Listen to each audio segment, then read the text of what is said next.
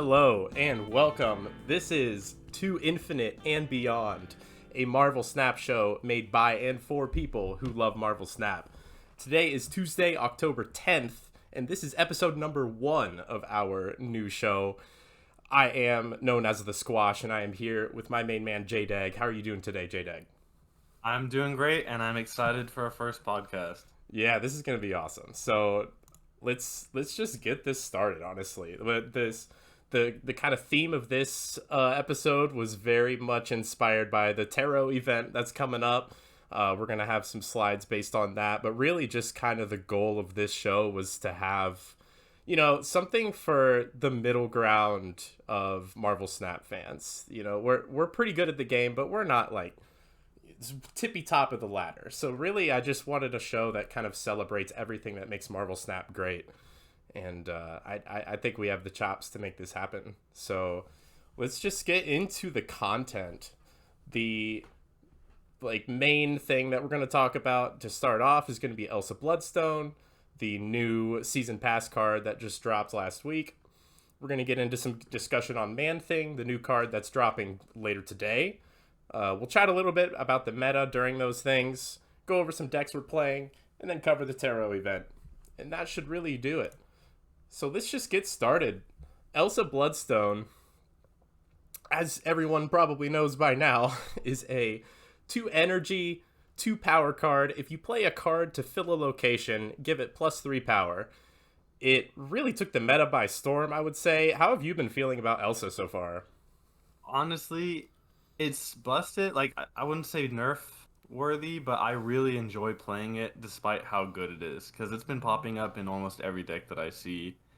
If you literally just have half your deck be like lower curve, then you're absolutely just gonna jam this into anything. In theory crafting, there were a lot of like synergies that I was thinking you just put in a move with Nightcrawler and Jeff. But what I'm seeing now is people are including it in Thanos, they're including it in Loki, just anything that they can get their hands on with the low curve just to get that extra power. Yeah, it's definitely been the kind of card that the way that decks are building around her has been very dynamically evolving over time. It really was at first you were building explicitly around Elsa as much as possible, but now we're seeing her just kind of being included as like a good stuff card. Like there's a very low deck building cost to just throwing stuff in, like Jeff obviously, or Nightcrawler. I think Nightcrawler has really seen a resurgence thanks to Elsa. So it's been a positive impact on the game, at least for my tastes, but also I can see how it might be a little bit too popular at the moment, and that could be a mixture of, it's just the new season pass card and everybody gets the season pass card pretty much, but also like you really can just throw this thing everywhere. No, I was thinking earlier because you had shown like your Spectrum Thanos deck, and I was looking at Captain America, and I was like, oh my god, this is just like 10 times better Captain America. Like, That's this is true. everything that you ever wanted to be, right? Because you just fill your lane, and then there's so many ways to abuse it too, right? It's like the obvious ones were Jeff and Nightcrawler, but like I was playing Bounce, and you can just play your 1-drop, and then you can play your Falcon, and then Mm, bam, right? You have Kitty obviously as the big one, definitely.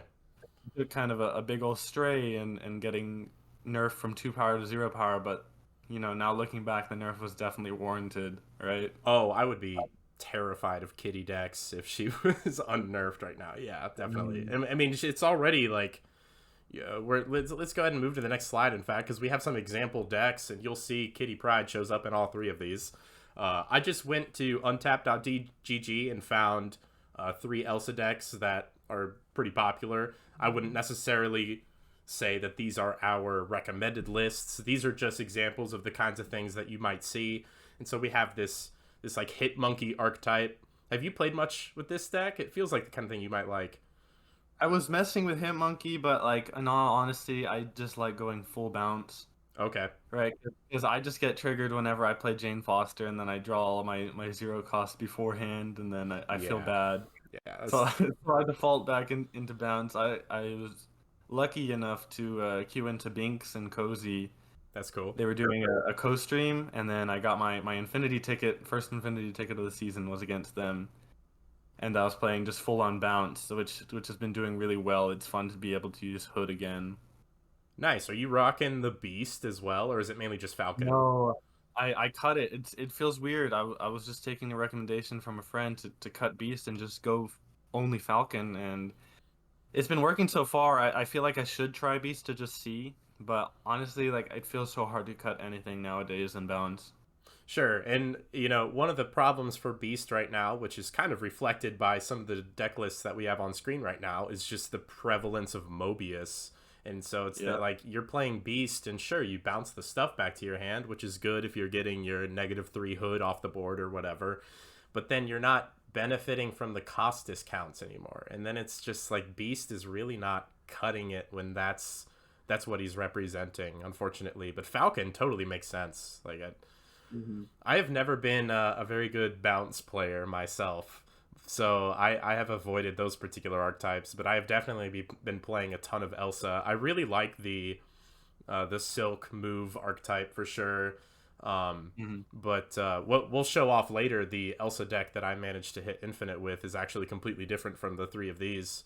And I think that's just a testament to how versatile the card is right now. And it's interesting. I feel like people have been searching for anti Elsa decks, and there's just nothing really sticking. You like it's like Yeah. I think Junk is okay. He it gets a pretty big boost later today. We'll see how that works out. Um, and people are even running like Luke Cage now to try and avoid the Shadow King tech, which is a way to, if they don't have the cage, the Shadow King eliminates the Elsa buffs. But I haven't found Shadow King to be a super effective tech in those matchups, even when they don't have the cage, just because they're still spreading so much power. Yeah. And a lot of the stuff that they're getting the Elsa buff on can move anyway, so it's like the Shadow King can be dodged. It's just a really tough card to to to fight against if you're not joining them. You know what I mean? And you know what I think is we would be seeing a whole lot more Shadow King if it didn't affect your own side of the board because everyone else is also abusing Elsa, Kitty, and Angela kind of shenanigans, right? So that's another part of why I think we're not seeing as much Shadow King is it's just because everyone wants to use Elsa themselves, right? Right. And just the power for energy ratio is just like a little too overtuned, I think, to the point Hmm. where you need an extremely good reason to not have Elsa in your deck right now, Hmm. which and it's like when you compare it to Loki, it's I prefer Elsa by quite a bit. Loki created a brand new deck, which is cool and all, but that's the only place he goes, and it's kind of just like a very degenerate kind of play style. Whereas Elsa is, she didn't really create new decks. She's just like an incredible enhancement tool for like 7 different decks. You know what I mean? What's your take on like a season pass card that's very general, kind of like Elsa or maybe like Nebula, versus a more narrow season pass card like Loki or Modok and stuff like that? I think my ideal season pass card would be Modok as like my prime example all time of like it's never gonna get nerfed, but it's also just such an enabler and really makes the deck that it was completely kind of mediocre beforehand, and then Modok kind of took it to new levels, right? Yeah. Elsa's probably on the high end, but I really like that she enables you to feel smart when you're playing, right? Because Mm. then you always think ahead of time, like, okay, I want to put Jeff here and then move him out, and then I have to make sure that I leave space here for turn six. But if I'm not going to play their turn six, then it makes you want to play their turn five to make sure that you get that extra bonus if you want to say Eli at the other lane, right? So I think that there's a lot of planning involved with Elsa, which I really like. I do think that she could get toned down a little bit, but at the end of the day, I really wouldn't mind just because I enjoy the kind of gameplay that she encourages. She is definitely like a skill testing card, I would say, just because of those nuances of like how to prioritize where you're developing your power and how you're utilizing your cards that abuse her the best, like with Kitty or Nightcrawler or Jeff. Um, and that is also an interesting place to be as a season pass card. Like if you compare to a lot of them in the past, they really have generally straightforward play patterns. Like it's very clear pretty much right away what you're supposed to do with a card like Phoenix Force or something as an example. Whereas Elsa, it's like, yeah, you want to fill a lane to get the +3 power with her, but utilizing that to the most effective degree, I think, does take a lot of nuance, which is an interesting place to be as a season pass card. Like, I wouldn't have been shocked if they had just said that, okay, Elsa is crazy strong, people are going to want to play this, let's make her a series 5, and then just make the season pass card be like Black Knight or something, you know what I mean? So it's an interesting strategy that Second Dinner takes in certain months, determining what's the season pass card versus what they decide to throw in spotlights. Yeah, and just one last thing is that I really enjoy like the different things that you have with Elsa. You can think of her in different lists. And I do think that she's probably my second favorite season pass card. Maybe Ooh. Daredevil is up there competing with her, but she's just really fun. She's really, really thought provoking whenever you're playing with her. And there's a lot of different things that you and ideas that you can go into with her. And there's new ideas coming up every day. There's Thanos now that is running her. And, coming up soon with this next Spotlight Week, people are going to be messing around with her with Lady Deathstrike. So that could be cool, right? That's interesting. I'm really excited for that. Yeah, you got me thinking now what my favorite season pass card is. I haven't really thought about that in a while. That's hard for me to say. I mean, the one that I've played the most would have to be Zabu, but that's like just because it was so. It's actually, let's talk about Zabu for just a second. You brought it up in Discord recently. It's like that card went from just being everywhere, and then Mobius drops, and I don't think I've seen a Zabu deck since. Well, I think it was a gradual decrease, right? It was already dropping off beforehand with kind of the loss of Shang-Chi targets and all these decks going over Darkhawk, right? Another I think thing, Second Dinner making Rockslide a 3/3 kind of also like disincentivized the whole like going all in on Zabu like that. So that was another element that I think lessened its popularity. But yeah, go ahead. Yeah, no, I think it's almost a shame because I really did enjoy playing Zabu and looking at, other forecasts. But it's nice to have him take a little break. Hopefully he can come back soon. Maybe Man Thing can help him out. That's what we're going to be talking about right after this. So I guess we can go ahead and talk about Man Thing. That's a pretty excellent segue. So here we go. Take it away. Yeah, so we've got Man Thing upcoming Series 4 card. He's a 4-cost, 5-power card with ongoing 1, 2, and 3-cost cards here have -2 power. That is a really powerful text box, and there's just a lot of different ways you can go around it. Like the where people immediately take their head to is with the junk deck for sure, obviously, because you'll play Debris, you'll play Green Goblin, maybe you'll Viper over a Hood, and then you make all that stuff -2 power. And when you're doing that, Man Thing, I mean, we're talking like a 4/11, 4/13 in terms of rate, which is obviously crazy. But there's other factors to consider, like enemy loot cages are a problem. Maybe if junk is ever super popular, I feel like all it takes is just like everybody starts running Carnage and stuff, and then your deck is just kind of doomed. So Man Thing is a very like extremely high ceiling card with a lot of different meta factors that could either help or hurt him. So it's a hard card to evaluate, I think. And you know what's really neat about Man Thing, other than his amazing variants, is that he's coming out right after Elsa, right? So he's specifically almost kind of pushed onto players as like, hey, Elsa's pretty good, but like you could also use Man Thing if you want. Right, and then there's also a counterplay, so maybe people start using Luke Cage more often, and I think it's really interesting. Now he's coming out with Lady Deathstrike and Silver Samurai, which I'm excited for. They're both cards that like aren't really great, but also not a lot of people have gotten their hands on, right? So it's honestly a pretty cool Spotlight season to be or Spotlight week to be pulling for, right? Not necessarily for power like guaranteed power level, but just because you can experiment with a lot of new cards that you wouldn't usually be able to. Yeah, I think it's important to mention that, like, if you are the kind of player who is, really specifically planning out your resources and you're mostly trying to spend your tokens and spotlight caches on like the best of the best cards for competitive purposes, this is probably a week to skip, which feels bad because I'm so excited for this card and I love the Silver Samurai Spotlight variant, and I am very excited to try out Lady Deathstrike for the first time.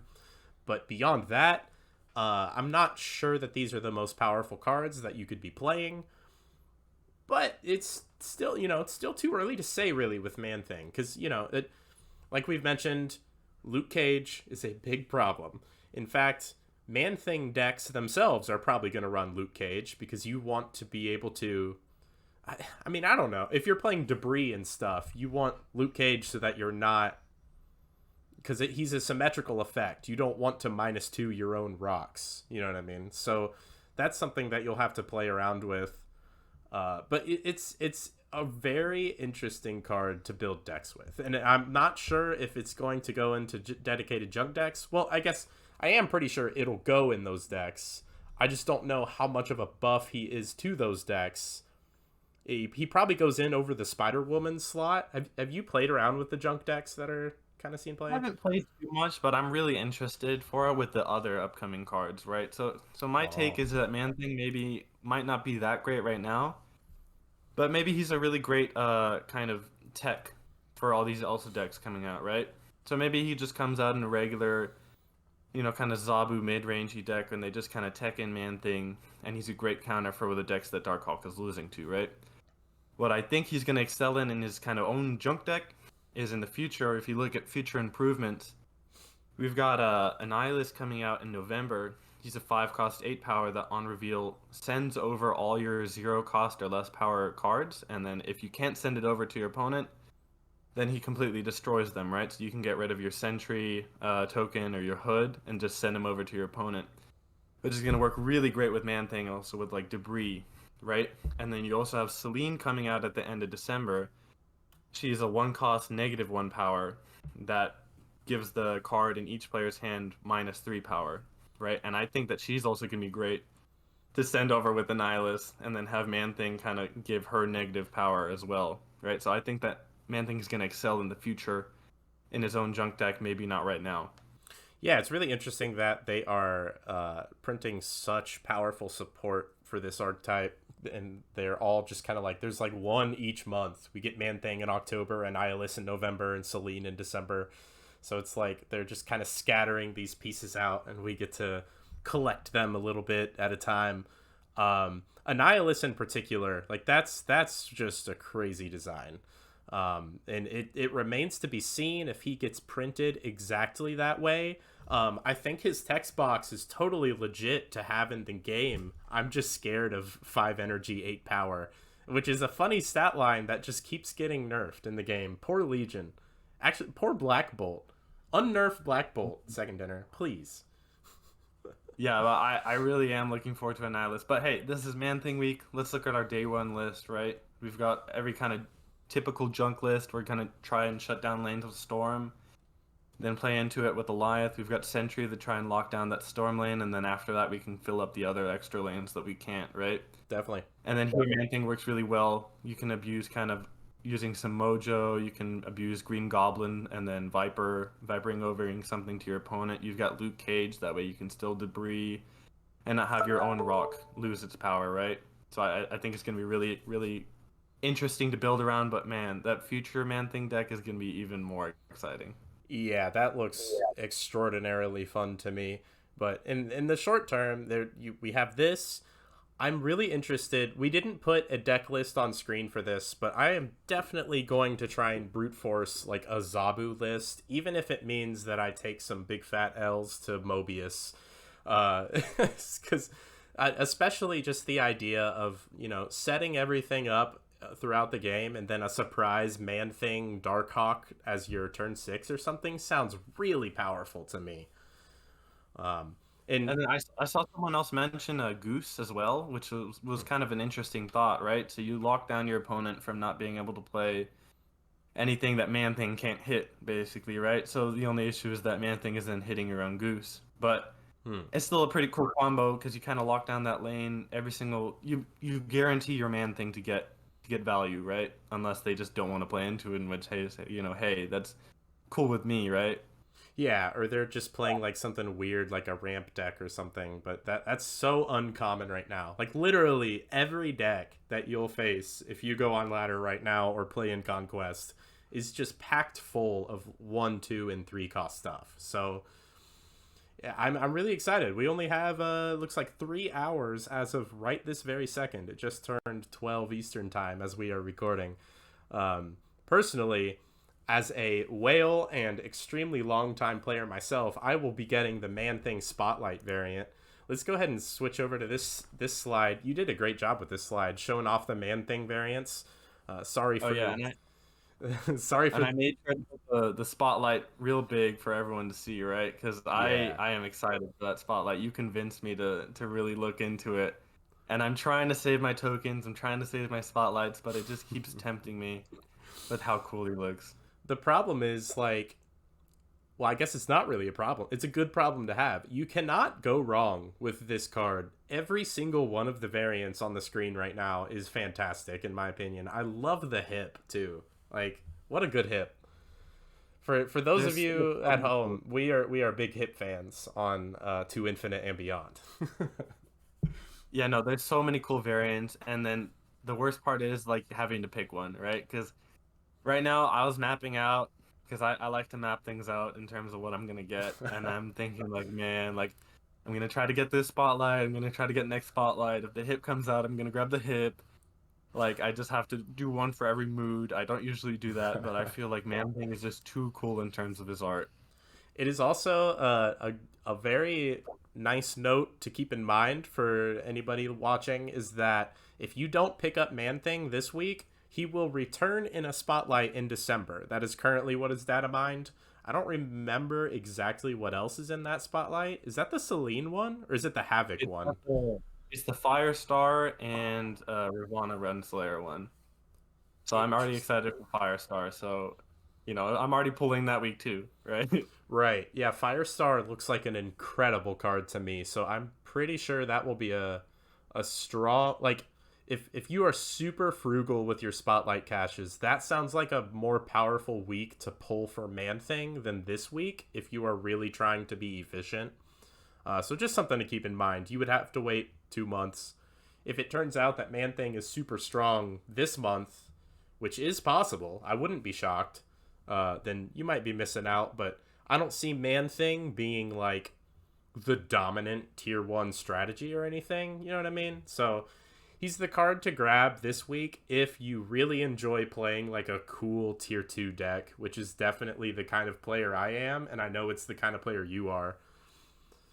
Yeah, yeah. And the good part is he's only 3,000 tokens, right? Oh So yeah. you can play around with him without feeling too bad. And you can also wait on him if you want to wait till, say, Annihilus comes out and then all of a sudden he comes out really good and you don't want to wait till December, then bam, you just pick up the 3,000 tokens and that's it, right? It's not as big of a commitment in case, like, deciding right now if you want to get it for a month in advance, right? Definitely. And, if you are a spotlight variant enjoyer and you love the comic book style variants, that is one that you could grab in December. And while personally, my favorite is the Night Forged, and I'm picking that up today. I would not I would not argue if someone said that they loved the comic book one in particular. It looks like Swamp Thing, which is like a classic horror movie villain that I'm into. It's very cool. So, all right, let's move on and talk about some cool decks that we are playing. I put on two of mine here to start with. The one on the top right, which is a Elsa plus Darkhawk combination, is actually what I took to Infinite this month. It's rocking like this Kitty, Angela, Elsa, Jeff package alongside Mysterio and Hitmonkey for just huge turn 6 explosions, as we all know what Mysterio and Hitmonkey can do. If you don't know, the reason that combo is really powerful is because Mysterio counts as playing 3 cards, even though you only spent the 2 energy on him. And Hitmonkey obviously gets +2 power for each card you've played this turn. So that combo just represents a massive swing on turn 6 quite often. And to make it all more powerful, I have this Bast in here, which just affects basically everything in the list. Like it's great on Darkhawk and Iron Man for sure, good on Angela, good on Kitty. So really this list felt absolutely fantastic to me, and honestly felt like one of the best Elsa lists that I have tried, and I am kind of surprised it's not more popular actually. Squash, I've got a question for you. Because last month I got my first Infinity ticket. No, sorry, my first Infinity Conquest completely done using Ravana Rocks deck, right? Oh yeah, that's So right. what is your take on Bast versus Ravana? Um, Currently, I would definitely say that Bast is just like absolutely by far better than Ravona, and especially because of Elsa's inclusion in here, which really rewards playing stuff like Mysterio. So I don't think it's even close right now. But I mean, you got that ticket while Mobius was in the game, right? That's pretty impressive. Yeah, yeah, and I'm looking forward to trying Ravana with Man Thing once the Nihilist comes out. I have like my own deck already brewed for November. I'm excited for it. Dude, we have an OTA this week. It should be on Thursday like normal. What if like I would love to see a Ravona bump of some kind. What would you like to see for her? I don't know. I think it would be nice to see her at 2 cost, right? Because then you can just kind of do some cheeky stuff like little Angela plus Green Goblin same turn, stuff like that. Could be really fun. You can play your Darkhawk on 3. She's kind of like another Zabu for that kind of deck if you wanted to do that. It could be cool. I'm not sure though. I think honestly you could leave her alone. I think she's a good card. She's just waiting for the right deck. Huh. Even with Mobius in the game, you think she is worthwhile? I think she'll catch people off guard. Yeah, it's fine. It's just Mobius on turn 2 is such a common thing right now. Just absolutely. And then you played a 3/3. You know what I mean? Like it's just so devastating. I don't know, man. But the main idea here is that the Darkhawk package I think is underrated right now. I think you really just screwing up some draws. It's just like good proactive on curve plays, and then you have a pretty big 4 drop and synergizing with Bast. It just all really comes together in that deck for me. Um, I also have this Spectrum Thanos deck that I was really liking. On the following slide, we have the more mainstream Thanos deck, which we'll talk about in a second. Just in general, I want to emphasize that the main reason that this Spectrum Thanos list is working is because of Elsa. So it's I don't necessarily think it's the best Thanos deck or anything. The idea is simply Elsa is really good, in case we haven't been clear enough with that. So let's talk about the more mainstream Thanos deck, because this is what people will probably face on ladder. If you run into Thanos, you can very likely predict that it's going to be basically these 12 cards. And at the top end, it really just comes down to, like, it's a good Alioth deck. Thanos is pretty good at getting priority and then locking down a lane with Prof X or something, or just having a huge dino somewhere, and then you Alioth to win. So, I mean, that's just kind of how it plays. Have you tried out this deck?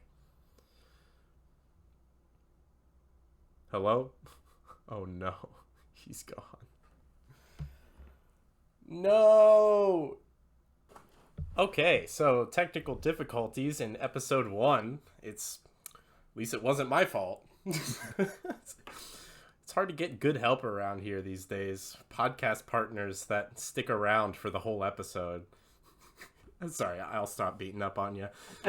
So when the drop off happened, I was talking about this Johnson Thanos deck, which is definitely gonna be the like most popular. Like if you run into Thanos, odds are very good that this is what they're gonna be running. Probably these exact 12 cards. So really, what the deck is good at essentially is getting prio, cheesing a Prof X lane or throwing down a massive dino or something, and then winning with Alioth or leader. the reason leader is being played in here is not just because you have this fantastic hit variant, which is now our like mascot, but also because he snatches enemy Alioths pretty effectively. So, have you been playing this deck, and what are your thoughts on it? Yeah, I just wanted to look for any excuse to use leader as soon as the hip came out. And I saw the tournament list came out, and this was one of the decks, and I was like, Thanos, hip leader. I love this. Let me play this, right? And I really enjoy it. It's super fun. I love playing leader into just like whatever random lane on the last turn, just so I can Alioth their Alioth. Right? So you're Yeah. purposely playing it into a lane that they're not gonna Alioth, which is really funny. And it's fun because I just love Thanos, right? And now we get to use Elsa in it too, and Elsa has been like an all-star for me as well, right? Just filling a lane with like stones and then ending it with Prof X is just such a good combo. Yeah, this deck really reinforces just like why Elsa is so crazy. You don't even need to have any explicit like synergies with her other than I guess Jeff and Vision. But really those we're seeing play in Thanos anyway, just cuz they're good cards that fit the curve and what you want to be doing generally, which is playing with Prof X and Alioth. So, yeah, Right. it's a very cool deck. It's not my personal favorite way to play Thanos at this very moment. I think I might just be burnt out a little bit on the ramp into Prof X stuff because I played it so much when I was grinding boosters for some of my variants. But Thanos in general, definitely seeing a comeback in this meta, and I think Elsa is a big reason why. And even though the Soulstone nerf still hurts to this day, it really does not feel like that good of a card to play anymore. I still think that the utility of the stones is pretty off the charts, and it lets you like skill diff people. That's my favorite thing about it. Yeah, well, Squash, I'm really glad that you're tired of Thanos because we're going to be talking about it a whole lot more, right? Because we're going to have Nico Minoru coming out soon in Oh yeah. October, as well as Werewolf by Night. I think those are both going to be great cards for Thanos. And also, later on, we've got another good card. We've got Firestorm, which I think is going to be really cool in the Thanos deck. So I'm looking forward to it. We're going to be talking about Thanos every single day, every single episode. I think we're going to have a specific little podcast section talking about just Thanos one week, and I'm excited for it. We could just do a like the new hottest Thanos spice every week. Like Nico, you're definitely right. There like I'm pretty sure Nico goes in every Thanos deck until the end of time. But I'm not as sold on those other two cards, but we'll save those for when those cards are actually coming out. We only have what is it, 3 weeks until Werewolf? Uh-huh. It's Black Knight next week and then Nico and then Werewolf. Okay. So we Yeah, I'm so excited for all of them. Every single October card I'm excited to build around. October is an incredible month for Snap. Yeah, it's one of the best in recent memory for sure. I also want to talk about this Ronan deck. You might look at this and be like, okay, Squash is just peddling some like tier 4 garbage. Man, I was rolling people with this today. Like, it wasn't even close. And it's just another example of how Elsa, I think, is just kind of wrapping up archetypes in a nice little bow. It's not like Ronan didn't want to be playing a variety of cheap cards anyway. Like you throw Jeff in because it's Jeff. You throw Mobius in because it's Mobius, you know, and then Nightcrawler is an easy inclusion. I've also really been digging the Mirage. Like, you just get really strong, cheap stuff almost every time you play her right now. Like, you'll snatch a kitty. You can even snatch an enemy Elsa or something sometimes, and then you get the double Elsa Dream, which is how you create some of the dumbest boards I've ever seen. This deck has really felt good actually, and I will admit that one of my primary motivations was to utilize my Crystal variant, which is one of my favorites in the entire game. But I genuinely think there's something here, and I would love if more people tried it. Yeah, Squash, do you think Juggernaut, Mirage, and Nightcrawler are cards that should be kind of thrown into more decks? I definitely think Mirage in particular is being like horrifically underplayed right now. Juggernaut, like I had some really nice moments with him. It's kind of like atypically because I feel like Juggernaut has been viewed as a card that you play on turn 6, right? To try and like secure a lanes, kind of similarly to how people use Eliath now. But I was playing Juggernaut just to disrupt my Elsa opponents in that like they're trying to obviously fill up a lane to start snowballing their Elsa. And if you Juggernaut the crap somewhere else and it becomes much harder for them to start snowballing the Elsa, that just kind of like wins you the game. So I was very surprised at how incredible Juggernaut was feeling, and I was honestly just playing him on turn 3, like pretty That much is always. interesting. Honestly, I wasn't even thinking about the Juggernaut Elsa interaction. I was like, I'll just let Squash do what Squash is doing. He can plug in Juggernaut if he wants, even without Storm.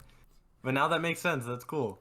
Yeah, and you still have the turn 6 line open for sure because this deck's favorite way to play certainly is to, just plop your stuff. Hopefully Elsa is involved early game. Turn 5, you play either your Iron Man or hopefully your Ronan. That's the more powerful line for sure. And then turn 6, it's either like Mystique Maximus or in this case now, Mystique Juggernaut can definitely be a winning line. So, I mean, there's something here. This is the I have tried Ronan so many times because I think he's cool and I like Master Mold, even though I think Master Mold is pretty terrible. Honestly, Master Mold is the worst card in this deck, which is very funny to me. But like I've tried it so many times, I pretty much always delete the deck after like 3 games. But this time, this is the longest sustained success I have had with Ronan ever in my Snap career. And so I am naturally like very hyped about it. I'm glad you get to use your ugly Spotlight Master Mold. That's good for you, man. Man, Good for you. you just don't get the vibes it's going for. Look at the gigantic, like monstrous Titan who's towering over these skyscrapers. It's so cool. It's a great That's the variant. worst part. I'm so jealous of your Spotlight Mirage, and then right next to it, you just have to ruin it with Spotlight Master Mold. I love that. It another benefit of playing this deck is I have been getting Mirage boosters. Someday I'm gonna have this thing gold. I'm telling you, it's gonna be crazy. So let's move on. We're getting here to the end here. I would say go ahead and talk about the tarot event for a second. Yeah, so we've got a tarot event coming up, kind of similar to what the Dan Hip event was. So your shop is going to be completely full of all these tarot cards from October 11th to the 13th. And they're pretty cool, honestly. I personally never had any experience with tarot stuff. So I'm looking at this and I'm like, I don't know what that is. Like, what is this? You know what I mean? But it's cool to see it. I love the art style. There are some of these that are really cool. Like, I love the Black Panther. I love the Galactus and the Doctor Doom. Even like the Human Torch is really cool looking. So I don't think I'm gonna get any of these just because they're all 1,200 gold, which is a bit of a commitment. Especially, I can't imagine being the person that wants to have a full tarot deck and then having to spend all that gold. But I know that there are those people out there, so I look forward to queuing into them and doing the little star eyes on every single one of their cards with the reaction. Yeah, something that I wish that they would do that would make these events a lot cooler. They should come up with like so you know how there's premium mystery variants, right? They should do like a premium mystery event variant. Like they should give all players one free random tarot variant. I think that would be really sweet. Just something to like I don't know. It because you're right. 1,200 gold for these. I mean, it's absolutely bananas, and I think it would be really cool if it was just like everybody gets one. And I don't mean necessarily the Doctor Strange, which everybody got. I think you have that on this slide, right? Yeah. Yeah. But just in general, like this is the second time they have tried a variant event, and I want these to keep happening, so I hope that this is a success, even though I don't plan on engaging with it really. I think several of the variants are pretty cool, but almost none of them are like my favorite for that particular character. So I'm not gonna pick up any of these, but I guess I would say that this Spider-Man goes pretty hard. I really like the Spider-Man. I think I like the Death. I like the Silver Surfer. I'm really glad that the Iron Man is free because I can justify getting him, and he's cool. It is cool. Right, and I don't have experience with tarot, so I think it's different for people that do like tarots because then they have like, kind of like a personal reason to want to get them, right? Which is cool. I think that these kinds of events are interesting because there's something for everyone eventually, right? What's like the next event that you want, Squash, if there was like a variant event?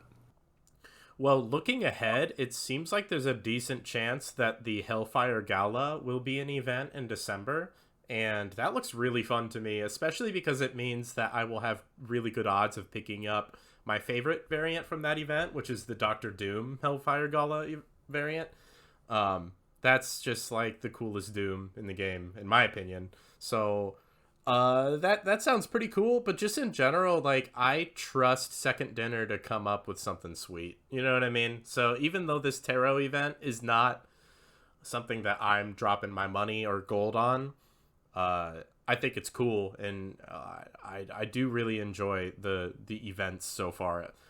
The Dan Hip one, I mean, that's just awesome. That was really awesome. Even though I didn't pick up any, just because I have so many variants in Snap. They kind of have a problem with like collection bloat maybe for whales like myself, where I just have so many variants and they will release new ones, and it's like, well, I already have a cool one for this card. Why would I spend money? So that's kind of a tough situation for Second Dinner, I think. Gosh, we can't all have that problem. We can't all have that problem. It's a nice problem to have, I would say. That Hip is event, I went crazy. I just missed out on my hip carnage. It never got offered to me. It never came back, and I was so sad about it. I'm still on my search for him. wow. But I got lucky enough to get some cool ones. I got my hip bishop in that event, so I was happy. Nice. All right, well, I think that is going to do it for episode 1, the tarot-themed episode of To Infinite and Beyond. We have a minor technical glitch to repair here, but other than that, I think this went great. Let us know in the comments what you think, if there's something we could be doing better, or if there's something, if you just really liked it, let us know. Obviously, like, comment, subscribe. This will hopefully be going out to Spotify and wherever else you can listen to podcasts as well. We plan to keep this going every Tuesday. I don't see why we can't keep that up. You know what I'm saying? So if you enjoyed this, make sure to tune in next week when episode 2 drops. And other than that, you got anything else to add? Squash, I got one last question. We've got an OTA on Thursday. What do you want? I know what you want, but I want you to say what you want. Buff Ronan. That's what I want. Even though I'm already crushing with him, buff him some more, because people don't know yet. All right, and I'm gonna make them know. Yeah, Squash, what they just gotta do something for both of us, right? Make him a 4-0. That way we can play him with Ravana, and we can make him better. I think it's a perfect combination, and that's what on my wish list of things that we can get. The dream. All right. Awesome stuff, everybody. Thanks for watching. This has been To Infinite and Beyond. We'll see you next time. We should cut it out after I say, no, that was good. That was good.